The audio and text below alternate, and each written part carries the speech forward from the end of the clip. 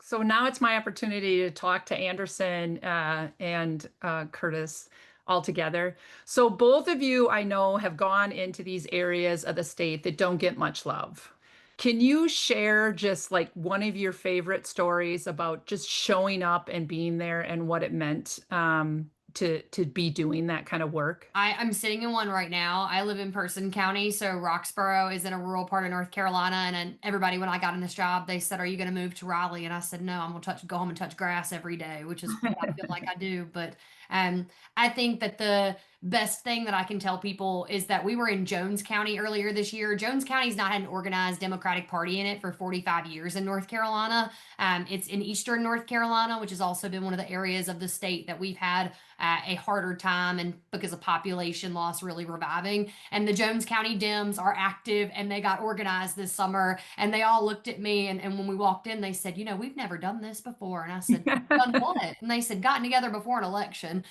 So we're on the right track. They've now gotten trained. They know how to work Vote Builder, and we're moving them along to do an accountability judicial canvas this year. So it's exciting and something that I think is just the testament of showing up and pulling people together at the end of the day.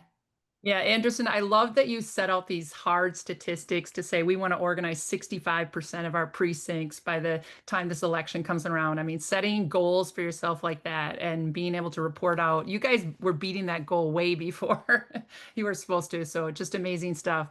Curtis, Michigan, you're my partner over there, and I do know Iron County, and that's a tough county. And what's happened in some of the counties, the redder areas where every vote counts? We need every single vote. What's happening in those counties for you?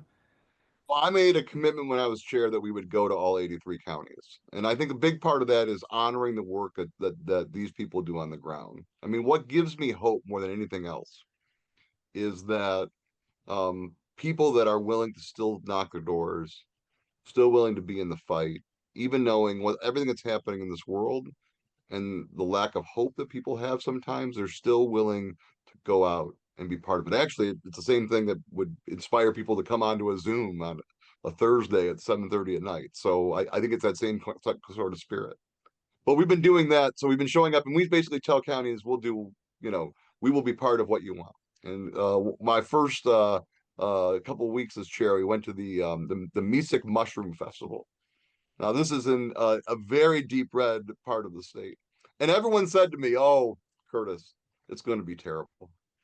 People are going to yell and swear at you. People are going to spit at you. It's going to be bad."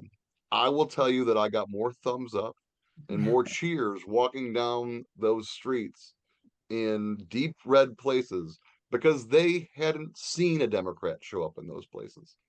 Also, another benefit is I got a message from the state house the next day. Somebody was in the Republican caucus, and they were like, "Why is Hertel in Mesic? We got to maybe we're going after that seat. They're coming after all of us, and we are. And I think what's important there is to say that we're going to show up everywhere. It's not enough just to be in the big cities. We got to fix those too. But there in Livingston County, which is near me, Deep Red County. One of my favorite bumper stickers they have is another Democrat in Livingston County. Knowing somebody else is a Democrat makes it okay to be a Democrat. So I do think that's really important and part showing up places like that at small mushroom festivals, which is a pretty big Michigan thing, I think is really important. It really empowers our grassroots. Like when they see you showing up, they get engaged. And the more people we get engaged in the community, it really shows what Democrats stand for, even in these deep red areas.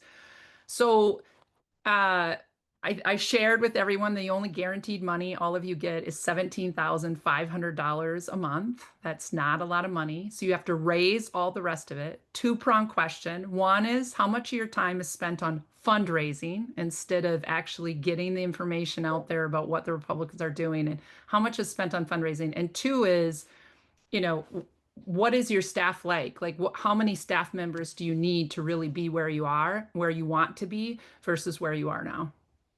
I was saying that I was the third largest state party in the country, though, Wisconsin, Michigan, and then North Carolina. But maybe Curtis and I are rivaling each other a little bit more than I thought we were on here. But we've grown. North Carolina's never had this many people in what some folks would call a odd year cycle. So North Carolina Dems have typically only ever had about 7 to 9 people in a cycle like this. And we made the decision last November that we needed, even though we were going through a almost upwards of $3 million court fight that we were in, we needed to keep on our full-time staff.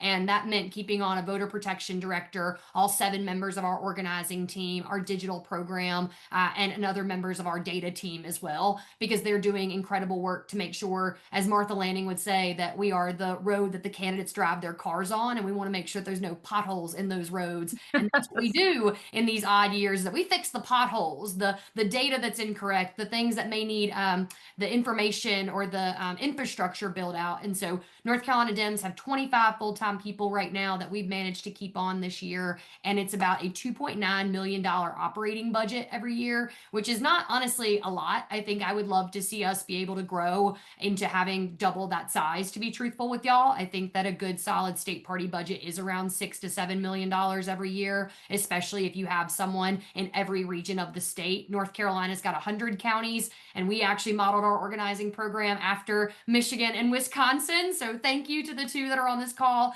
in front of me here today for giving me such good guidance to follow. The state parties there made that. So we call ours Project 100 after Project 83 and Project, I think it's 82, maybe, Martha, right, that y'all call it? Am I correct? I don't know. Wisconsin calls her something else, but there we go.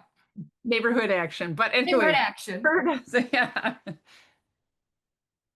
Well, unfortunately, I think that we have to spend, at least half of our time fundraising. And, of the 60 to 70 hours a week that I think Anderson and I put on in most weeks, at least half of it's fundraising and the enormous amount of travel, because you couldn't fund what we do just from Michigan. Yeah. And so we get to travel to places like New York and Chicago next week, and San Francisco, and find people that are willing to invest in what we're working on in Michigan. The reality is that we don't hire consultants, and we don't buy ads. Like the money that comes to us is really the roads is a good one. I always say the bones of the party, right? I mean, like at the end of the day, somebody has to be doing the actual work on the ground in each of these places, and that's really what we're doing. And in Michigan, especially this next year, what keeps me up at night is that we have one of the latest primaries in the country. We don't decide our primary till in August. And because of that, and having primaries in every race, we're not going to have a structure for a general election except for the state party until August. And so we are one Secretary of State away of having unfair elections again in Michigan. I served in the most gerrymandered body in the state when I was in the state Senate. We had 11 seats out of 38. We had less members in the Wu-Tang Clan. We could caucus in an elevator, and we built that a majority over 2 different cycles. But we did that because we had fair elections. Finally, we had an attorney general who was actually fighting to protect our civil rights, and a great governor in Governor Whitmer. And all those things are at risk. So really, if we have to be ready to pivot quickly to a general election next year, and that's really important.